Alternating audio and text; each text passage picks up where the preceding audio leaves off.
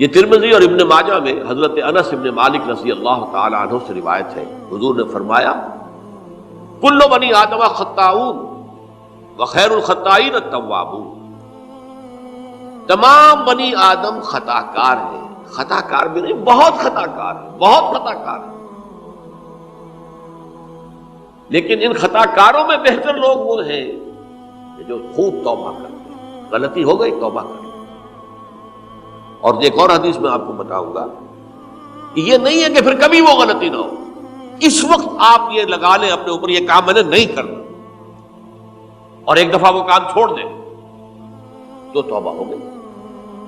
پھر اگر کچھ عرصے کے بعد پھر کہیں آپ جذبات کی رو میں بہہ گئے، پھر کہیں کوئی برے اثرات جو ہے وہ پڑے، پھر غلطی، کوئی بات نہیں، پھر توبہ، پھر ہو گیا پھر توبہ کر۔ تواب اسی لیے کہا بار بار بار بار بار بار توبہ کر۔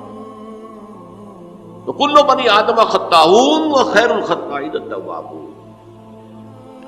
دوسری حدیث یہ بھی ابن ماجہ اور بہقی میں ہے، حضرت عبداللہ ابن مسعود رضی اللہ تعالی عنہ، التائب من الذنب کمن لا ذنب لہ،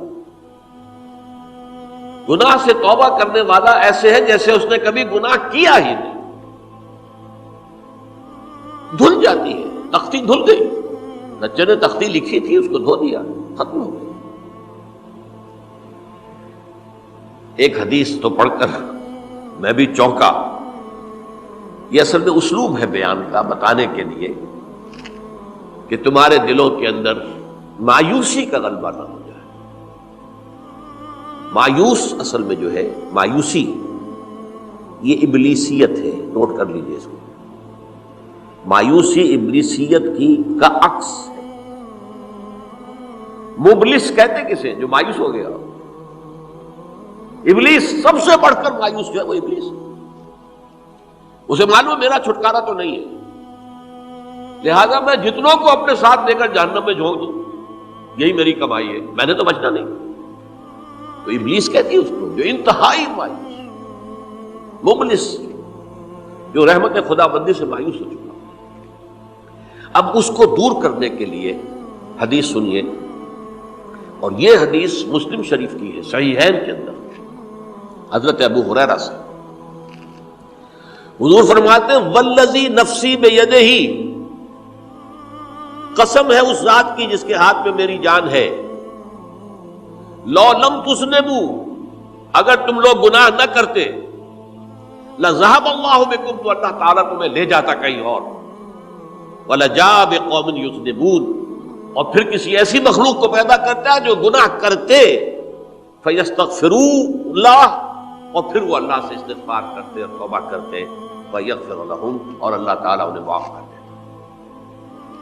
اسی سے ملتی جلتی ایک حدیث ہے، یہ امام احمد اور امام بہقی لائے ہیں، اور اس کے راوی حضرت علی ہے رضی اللہ تعالی عنہ۔ ان اللہ یحب العبد المؤمن المفتن التواب، ان اللہ یحب، اللہ تعالیٰ محبت کرتا ہے اپنے اس بندے سے، العبد المؤمن، جو مومن ہو۔ اس کی ایک اور بڑی پیاری حدیث آئے گی، المفتن التواب، جو بہت فتنوں میں مبتلا ہو جاتا ہو اور پھر بہت توبہ کرتا ہو، مفتن التواب، لیکن ساتھ ہی پلٹتا ہو، رجوع کرتا ہو، پھر اللہ کے حضور میں حاضر ہوتا ہو، پھر معافی مانگتا ہو۔ اللہ تعالیٰ کو اپنا ایسا بندہ بہت پسند ہے۔ اب میں کچھ اور حدیثیں آپ کو سنا رہا ہوں۔ توبہ کا دروازہ دو اعتبارات سے کہا گیا ہے کہ ایک وقت آنے پر بند ہو جاتا ہے۔ ایک حدیث کے تو الفاظ میں نوٹ کر کے نہیں لایا ہوں کہ اللہ تعالیٰ نے توبہ کا ایک دروازہ اتنا چوڑا کھلا رکھا ہوا ہے کہ جس کو عبور کرنا جو ہے وہ سال ہر سال میں ممکن ہو، اور یہ بند نہیں ہوتا جب تک کہ سورج مغرب سے طلوع نہ ہو جائے۔ یہ قیامت کی جو آخری، قریب قیامت کی جو آخری نشانیاں ہیں ان میں سے وہی حدیث میں آپ کو سنا رہا ہوں، عن ابی ہریرہ رضی اللہ تعالی عنہ، اور یہ مسلم شریف کی روایت ہے، من تاب قبل ان تطلع الشمس من مغربها تاب اللہ علیہ، سورج کے مغرب سے طلوع ہونے سے قبل تک جو لوگ توبہ کریں گے اللہ تعالیٰ ان کی توبہ قبول کریں گے۔ البتہ جب وہ قیامت کی وہ نشانی ظاہر ہو جائے کہ سورج مغرب سے طلوع ہو رہا ہے، اب دروازہ توبہ کا بند ہے۔ اب اس کے بعد اگر توبہ کوئی کرتا ہے تو اللہ تعالیٰ اس کی توبہ کو قبول نہیں کرے گا۔ یہ تو اجتماعی سطح پر ہوئی۔ انفرادی سطح پر ان عبداللہ ابن عمر رضی اللہ تعالی عنہما عن النبی صلی اللہ علیہ وسلم قال ان اللہ عز وجل یقبل توبۃ العبد ما لم یغرغر۔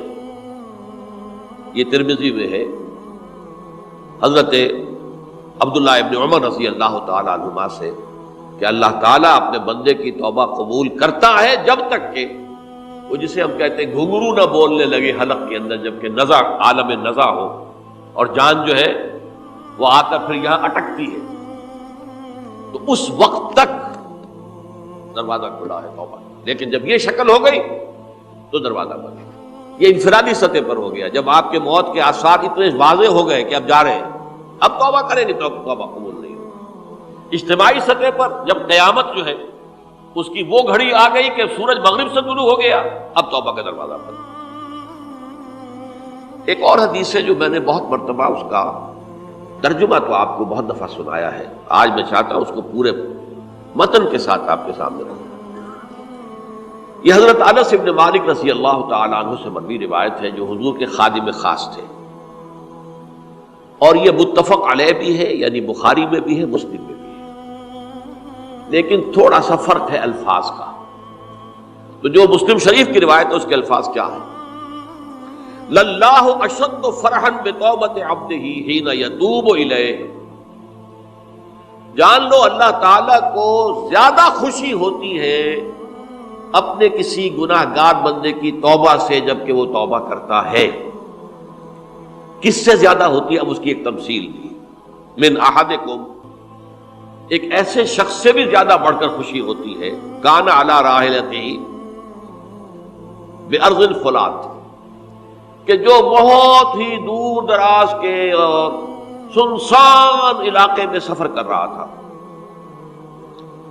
فانتحرفت منہ، اس کی سواری جو ہے گم ہو گئی، وعلیہا طعامہ وشرابہ، اسی پر اس کا کھانا بھی تھا اور پانی بھی تھا، اونٹنی پر سفر کر رہا تھا، اسی پر ہوتا ہے راحلہ جو ہے راستے کا سامان، اچانک کہیں بیٹھا ہے تھوڑی دیر کے لیے سستانے کے لیے، کہیں اونگ آ گئی اور اونٹنی صاحبہ غائب ہو گئی۔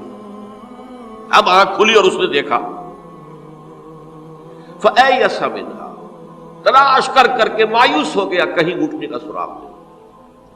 اب ظاہر بات ہے کسی صحرا میں یہ کیفیت، اس کا مطلب کیا ہے؟ یقینی موت۔ فَأَتَى شَجَرَةً فَاسْتَجَعَ فِي ظِلِّهَا وَقَدْ أَيَسَ مِنْ رَاحِلَتِهِ، تو وہ ایک درخت کے نیچے اس کے سائے میں آ کے لیٹ گیا، گویا کہ موت کی امید۔ فَبَيْنَهُمَا وَهُوَ كَذَلِكَ إِذْ هُوَ بِهَا قَائِمَةٌ عِندَهُ، اس کی کہیں دوبارہ آنکھ لگی ہے، جو کھولا تو دیکھتا ہے اونٹنی تو موجود ہے، کھڑی ہے،